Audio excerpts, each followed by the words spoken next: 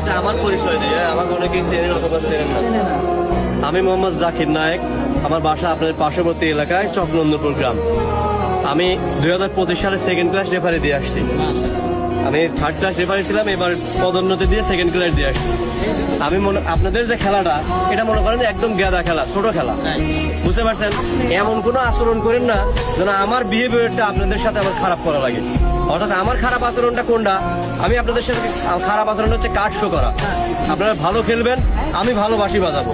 আপনারা যেমন খেলবেন আমি ঠিক তেমনই বাঁশি বাজাবো। আমার কথা বুঝতে পারছেন?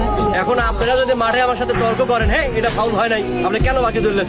আমি ফাউল দেখছি বিদায় ধরা হয়েছে। ফাউল আমি যতক্ষণ বাকি না দেই, খেলার মধ্যে অ্যাডভান্টেজ নামের একটা শব্দ আছে, মাথায় রাখেন। আপনার ফাউল হয়েছে ঠিক আছে, আপনার প্লেয়ার বল অ্যাটাকিং এ আছে, কমত অবস্থায় যদি গোল করার সম্ভাবনা থাকে, ওই ফাউল আমরা ধরি না। মাথায় কমন সেন্স নেই, খেলা লাগবে। বুঝতে পারছেন আমার কথা?